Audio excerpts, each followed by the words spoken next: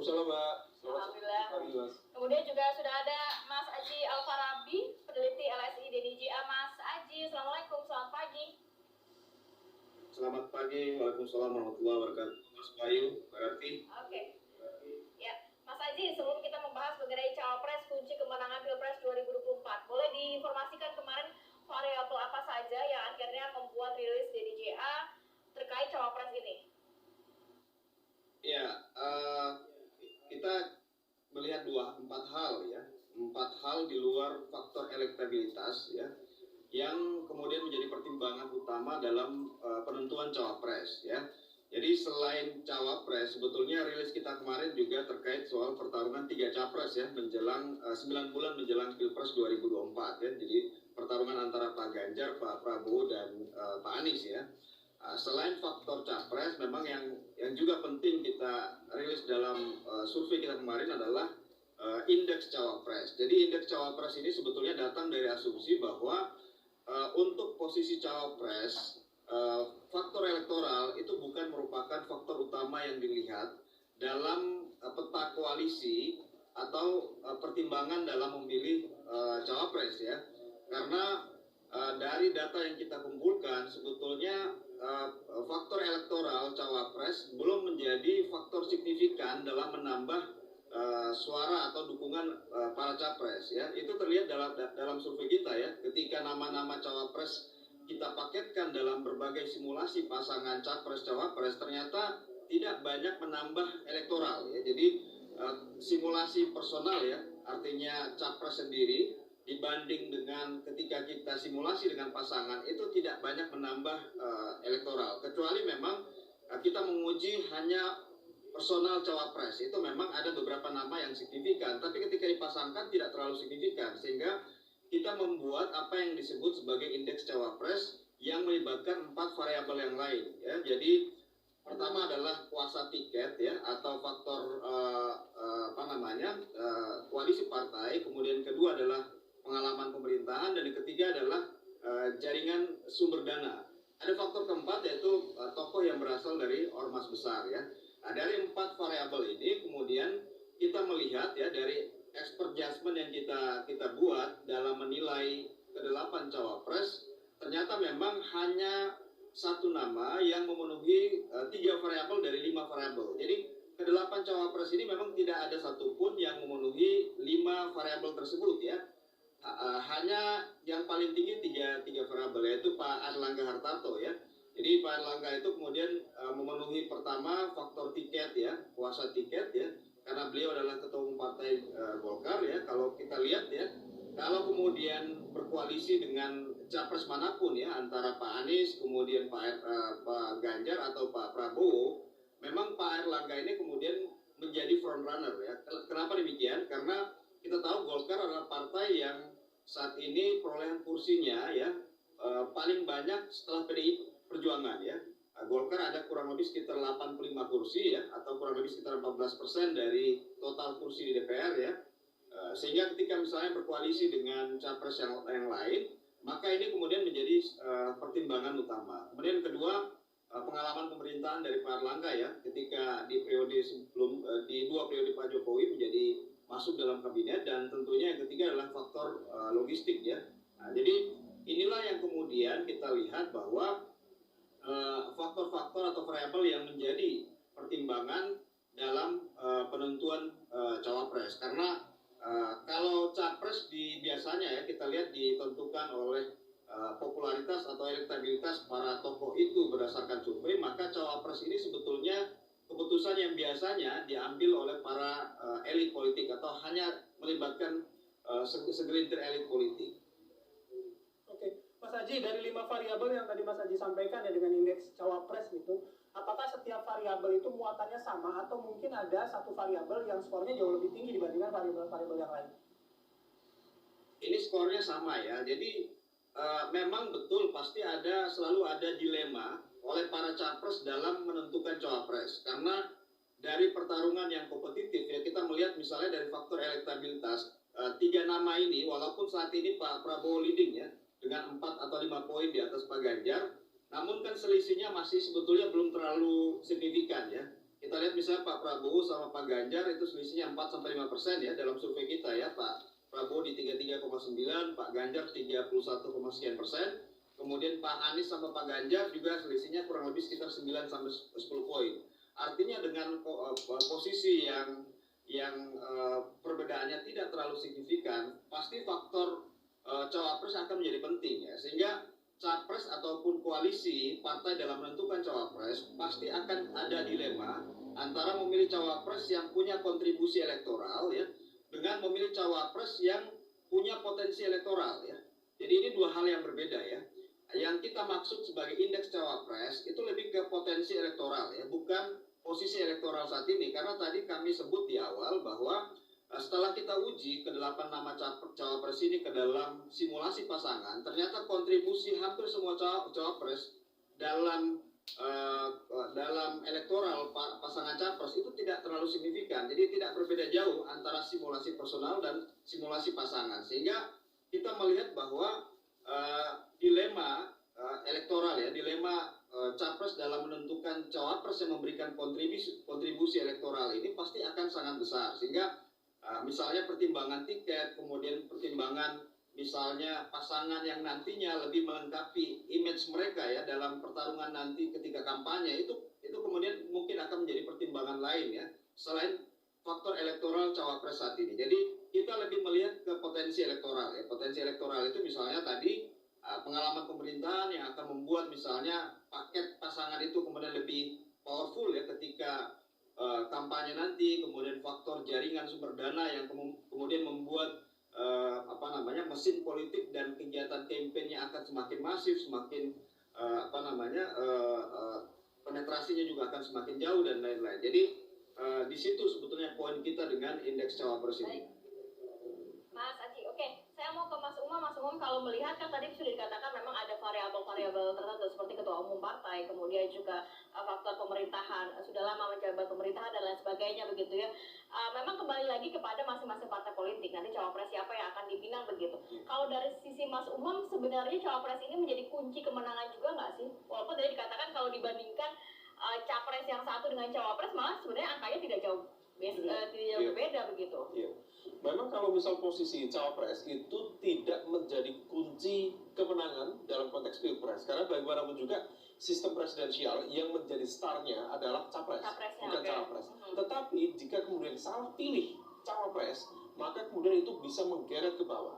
Nah ini yang kemudian harus dihitung secara cermat. Apa yang dilakukan oleh LSI dan juga Mas Aji sebenarnya itu mencoba untuk merasionalisasikan bukan hanya basis elektabilitas, karena dalam menentukan posisi cawapres maka kemudian harus dihitung sekian banyak variabel, mulai dari elektabilitas, logistik, bahkan dalam konteks ideologi, karena bagaimanapun juga ideologi itu kalau misalnya mengalami overlap maka dia tidak bisa melakukan ekspansi pemilih di luar.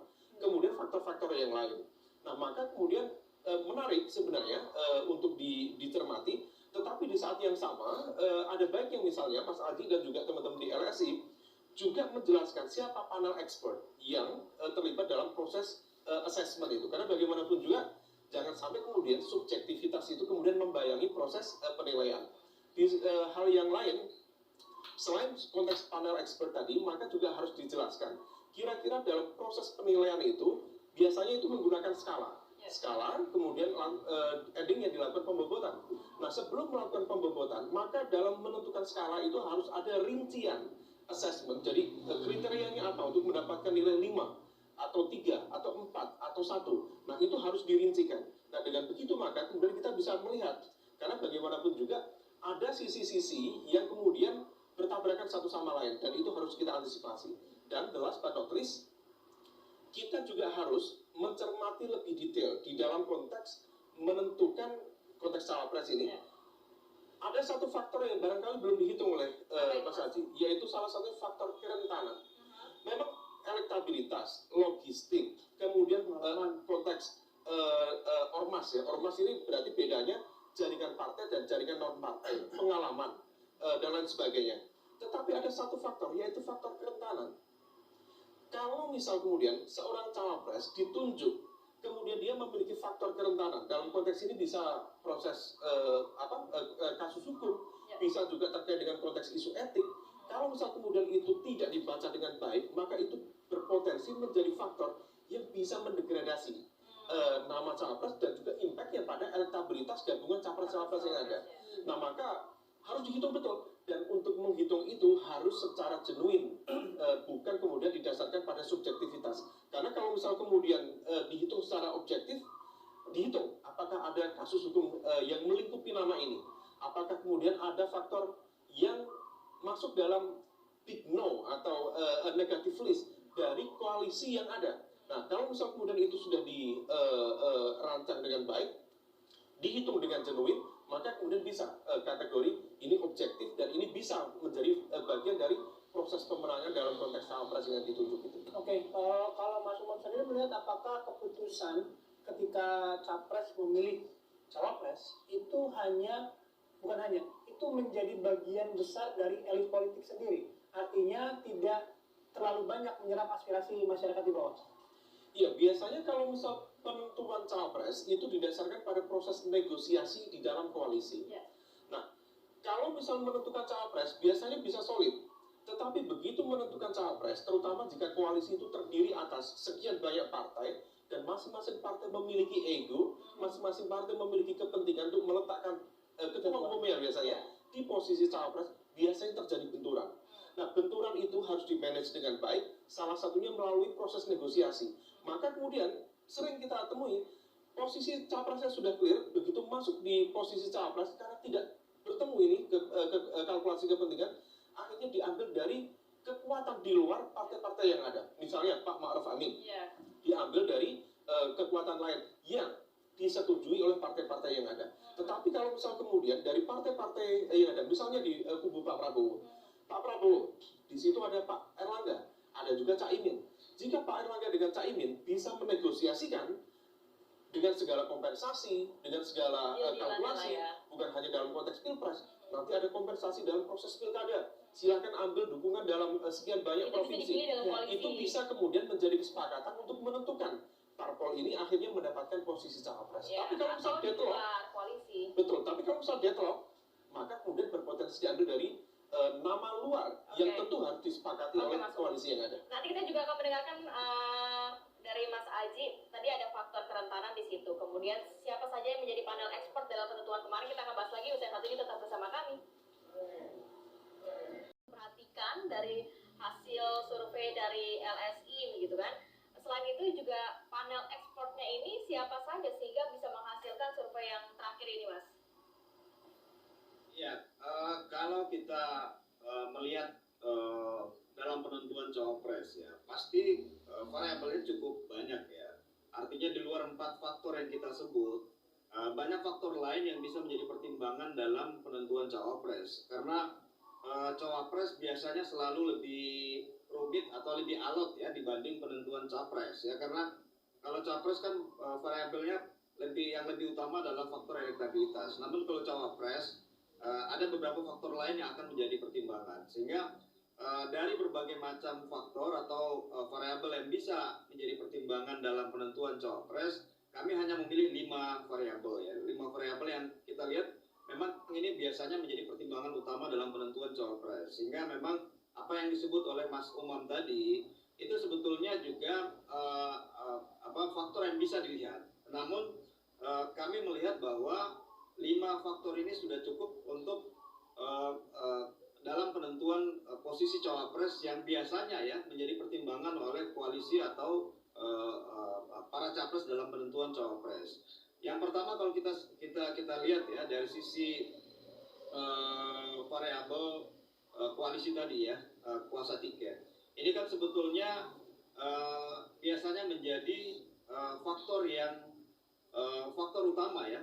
Karena tiket menjadi penting bagi kandidasi seorang capres. Ketika tiketnya final, kemudian faktor lain menjadi kemudian diikutkan dalam pertimbangan itu. Yang kedua adalah kalau tadi pertanyaan Mas Umam soal panel ekspor ya, memang ini adalah metode yang biasanya kita gunakan dalam beberapa riset kualitatif kita. Jadi sebetulnya pertanggungjawabannya lebih ke internal kami, ada sekitar 10-15 orang yang biasanya kita libatkan dalam riset kualitatif, dan secara secara komprehensif mereka akan melihat faktor-faktor mana yang kemudian menjadi pertimbangan utama, sehingga kami melihat bahwa dengan metode kualitatif ini sebetulnya sudah cukup dalam melihat variabel-variabel atau indeks-indeks yang bisa menjadi pertimbangan koalisi partai nantinya ya.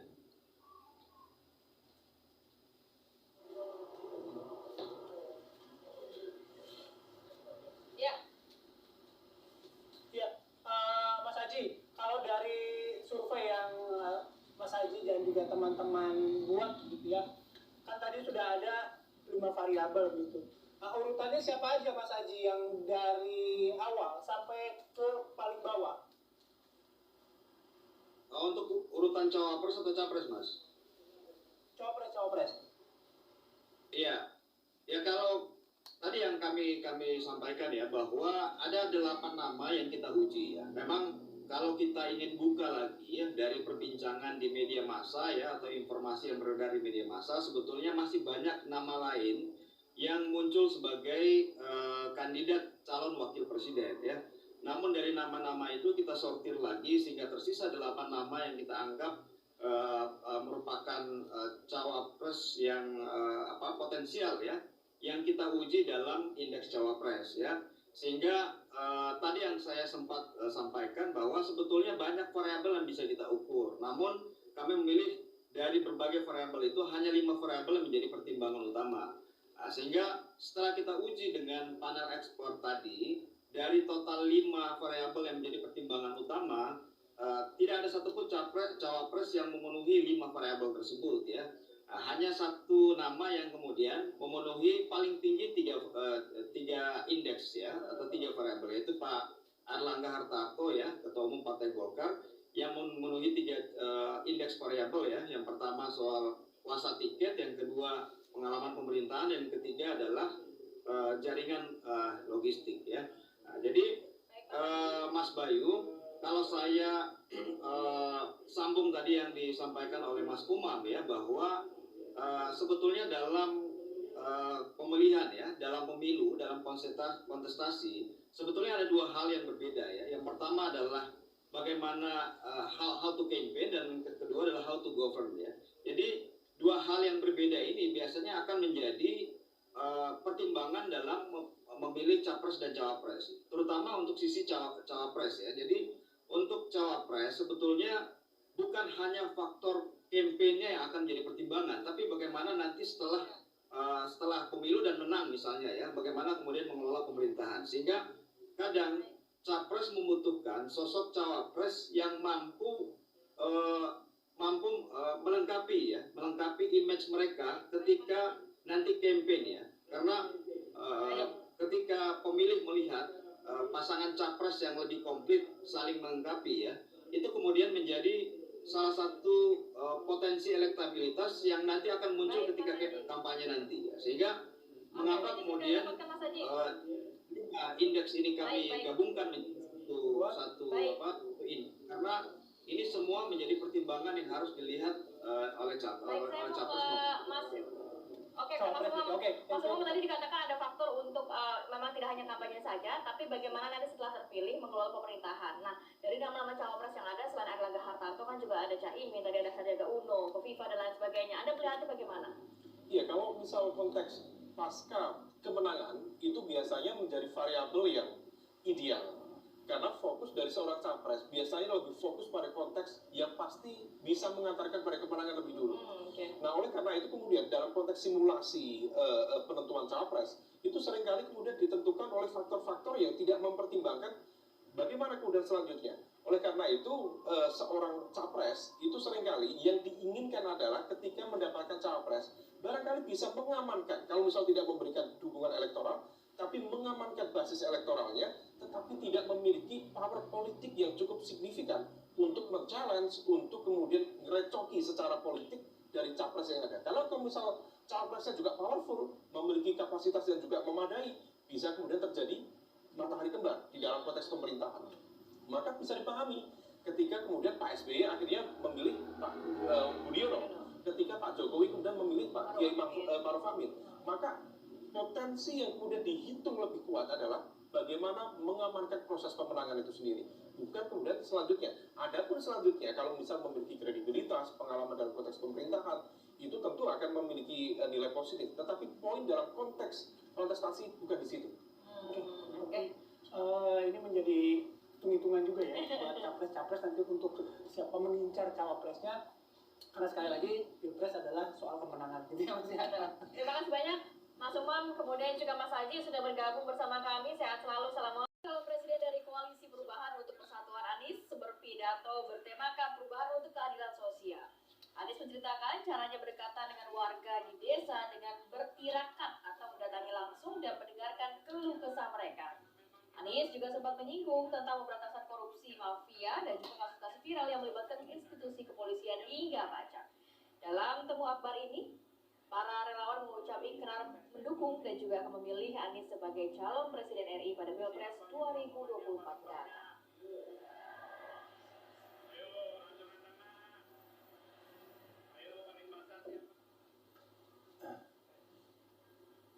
Ya, sementara itu pemirsa, Sultan-Sultan dari Kesultanan Palembang Darussalam menyematkan tanjak Melayu pada bakal calon presiden dari PDIP, Ganjar Pranowo. Penyematan tanjak Melayu oleh Sultan Mahmud ini merupakan simbol diterimanya Ganjar sebagai salah satu keluarga bangsawan Kesultanan Darussalam Palembang. Gubernur Jawa Tengah sekaligus bakal calon presiden dari PDIP, Ganjar Pranowo resmi diterima menjadi keluarga Kesultanan Palembang Darussalam. Penyematan ini dilakukan saat Gubernur Jawa Tengah melakukan safari politik ke Sumatera Selatan. Penyematan perlengkapan pakaian bangsawan Palembang itu dilakukan Sultan Palembang Darussalam, yaitu Sultan Mahmud Badarudin keempat, Cayo Wikramo Raden Muhammad Fauza diraja dalam acara bertajuk silaturahmi dan juga safari budaya di Bumi Sriwijaya. Perwakilan dari Kesultanan Palembang Darussalam, Bibi Sri Mardiana Putri Sriwijaya menjelaskan ada alasan dibalik penyematan tanjak Melayu tersebut, terutama karena Ganjar peduli terhadap adat budaya Nusantara. Sementara itu pemirsa, Ganjar berterima kasih atas sambutan yang diberikan pihak Kesultanan Palembang Darussalam. Ganjar mengaku kagum dengan kekuatan budaya kerajaan yang merupakan bagian dari kekayaan Indonesia.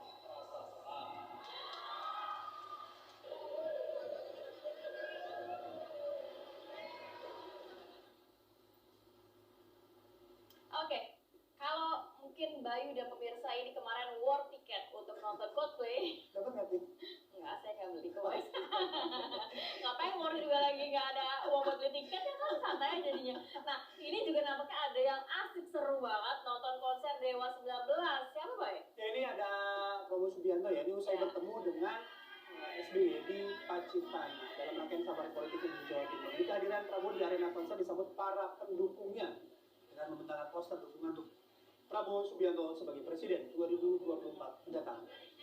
Di Prabowo Subianto menyempatkan diri untuk menonton konser Dewa 19 di Grand City, Surabaya. Kesempatan ini dimanfaatkan Ketua Umum Partai Gerindra usai bertemu dengan SBY dalam safari politiknya di Pacitan, Jawa Timur. Prabowo didampingi keluarga Ahmad Dhani dan Prabowo cukup menikmati penampilan Dewa 19 di Surabaya ini. Usai menonton konser, capres yang diusung oleh Partai Gerindra ini kemudian meninggalkan arena konser dan disambut poster para pendukung.